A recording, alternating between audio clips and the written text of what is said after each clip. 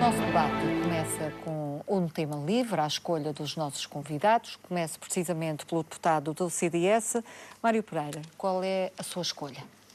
A minha escolha, portanto, tem a ver com a situação da política do medicamento, que vamos falar mais adiante, e que de facto mostrou uma grande inabilidade da parte do Governo Regional em relação a esta situação. Para já, obviamente, há as declarações do seu secretário das Finanças que afirmou, e há estas declarações absolutamente incompreensíveis, que privilegiou as obras, e algumas obras sabemos de utilidade muito duvidosa, em relação à questão da saúde, nomeadamente ao pagamento nas farmácias. Tendo em conta que vamos passar por uma situação de crise económica, de facto não se compreende como é que se faz esta declaração e se põe em prática este tipo de política quando a prioridade deve ser, e de facto na área social e no apoio aos mais carenciados. Para o CDS, como é que olha para estes números, para esta dimensão social do desemprego? O CDS encara com muita preocupação, o deputado já referiu alguns números, dou outro número que por acaso acho que até é mais revelador. Em 3 anos, nos últimos 3 anos, o número de empregados subiu de pouco mais de 9 mil para 19 mil. Duplicou em 3 anos. E vamos lá ver que 3 anos foram estes. Foram 3 anos sem grande restrição financeira, sem grande crise económica, sem plano de ajustamento, sem dificuldade, digamos, acrescida, como nós vamos ter agora da economia, e mesmo assim subimos de 9 mil, menos 10 mil desempregados em 2009, no início de 2009, para, de facto, mais de 19 mil desempregados. E em relação ao desemprego é preciso também perceber que tipo de desempregados temos. Temos agora desempregados há mais tempo desempregados, ou seja, eles estão-se a aproximar do fim ou já ultrapassaram o fim do período de subsídio de desemprego. Temos um desemprego a atingir áreas extremamente problemáticas, como por exemplo o comércio, que são áreas que geralmente mantêm o emprego durante muito tempo, muitas vezes para a vida toda, em que os trabalhadores de facto trabalham no comércio durante muito tempo. É um desemprego que será muito difícil voltar a empregar. O que obviamente é complexo, e depois temos outra situação relacionada com o desemprego, que é a situação dos jovens. De facto, temos uma geração de jovens com uma educação, de facto, completamente diferente da geração anterior, que investiram, de facto, na educação, muitos deles até licenciados e com cursos técnicos, que, de facto, estão sem horizontes. Na região estão sem horizontes.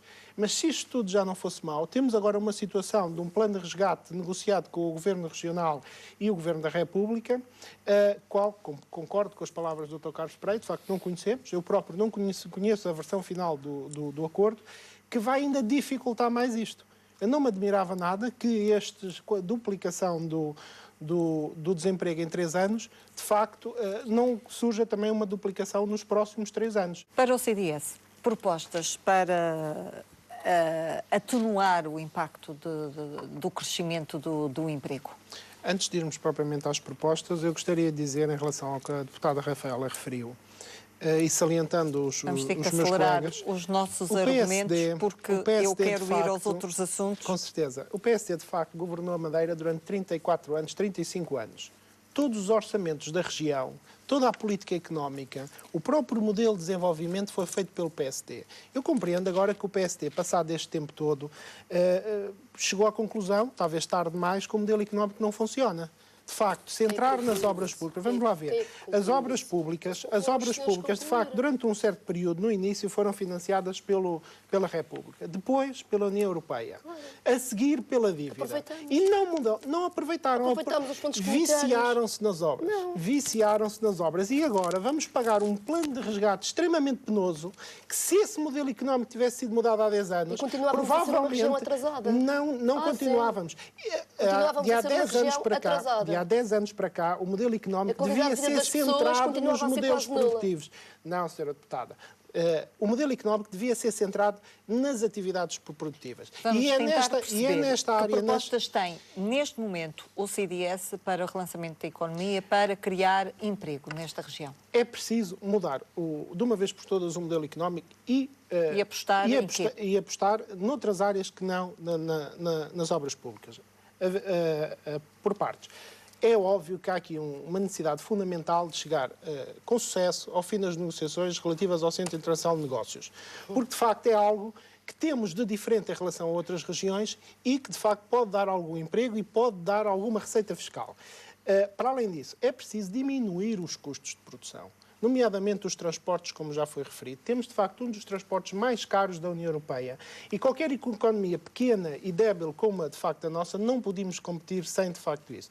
Depois, em relação ao turismo, de facto, chegamos a um beco sem saída. Dizia um gestor hoteleiro, aqui há dias, numa jornadas que tivemos, que, de facto, a geração de turistas ingleses que vinha visitar a Madeira nos anos 90, 80, 90, início do ano da década de 2010, portanto até 2010, de facto, gradualmente deixou de fazer férias, faleceu, e é a geração que seguiu, os filhos dessa geração, hoje em dia já não vêm à Madeira. E temos, de facto, aqui que reformular o turismo, arranjar uma forma de o promover de uma forma, de facto, mais ativa, mais eficaz, reconhecer que esta forma de promover o turismo na região, de facto, não está a resultar. Para concluir. E, obviamente, há que apostar nos setores tradicionais, que são muitos deles geradores de emprego, nomeadamente a agricultura, sem dúvida. Porque senão, isto não é uma questão de ser realista ou ser pessimista.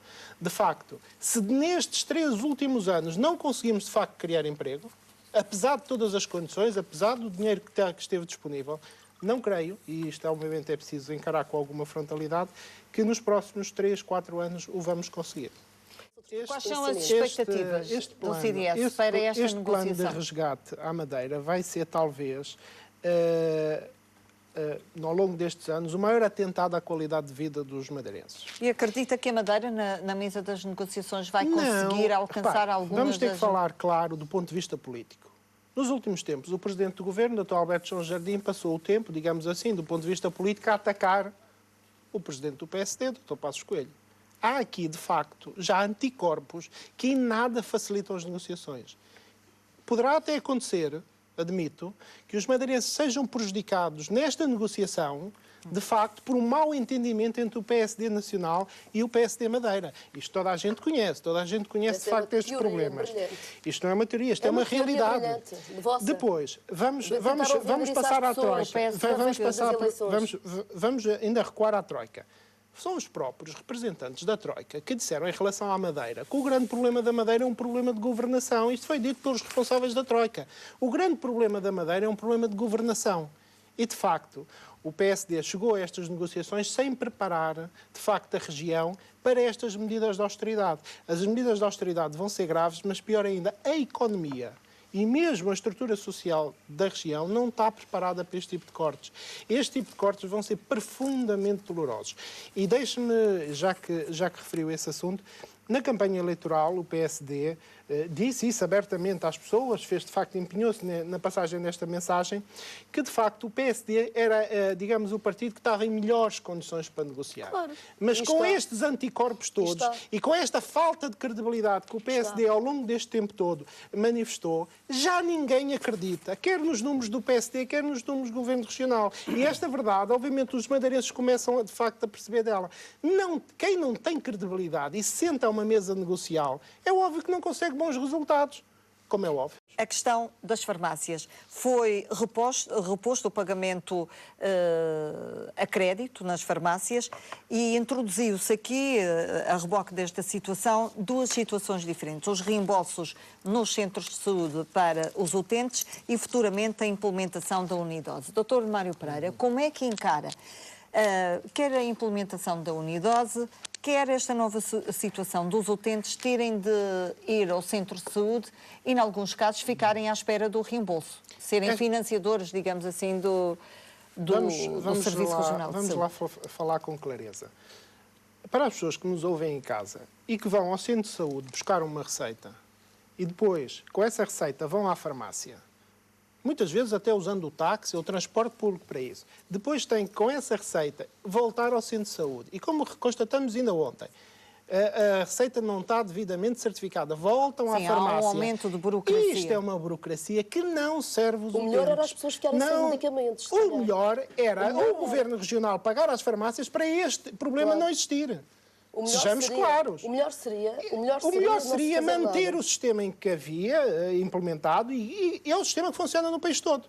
Ou seja, o utente vai à farmácia com a sua receita e recebe automaticamente a comparticipação. Ou seja, o doente só paga a sua parte. Esta situação do doente, imagina, um medicamento custa 50 euros. O doente paga 15. O Estado, a região, paga 35. O doente tem que adiantar do seu dinheiro, muitos deles idosos de facto carentes, 35 euros para depois ir receber. Não faz sentido. Digamos, a comparticipação tem que ser nas farmácias. Relativamente à provisória. Relativamente à questão da unidose, a situação está correta. Essa situação, digamos, de dispensar medicamentos numa farmácia hospitalar, de facto, nós só criticamos por tardia. E isto é preciso dizer aqui um conjunto de coisas com clareza e permitam que refira.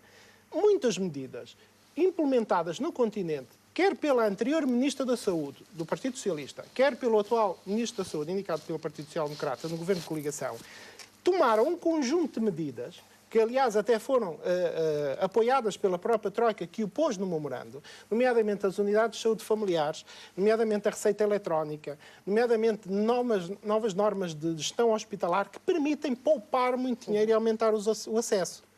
O Governo Regional, só agora, depois desta imposição do Governo da República e do memorando de entendimento, é que está a implementar. Receitas eletrónicas nós não temos. Unidose, neste momento, não temos. Unidades de saúde familiares, que são unidades extremamente úteis para o acesso dos doentes às unidades, digamos, aos cuidados de saúde primários, não estão implementadas. Foram implementadas pelo Dr. Correia de Campos, já há 6 anos, no primeiro governo do engenheiro Sócrates. Este governo está a fazer um grande esforço, até inclusive foram criadas unidades de saúde familiares com incentivos aos profissionais para aumentarem o acesso à saúde. De facto, nós aqui na região, em termos de saúde, vamos de arrasto em relação ao que se faz melhor lá fora. Não pode ser. Temos que mudar de paradigma.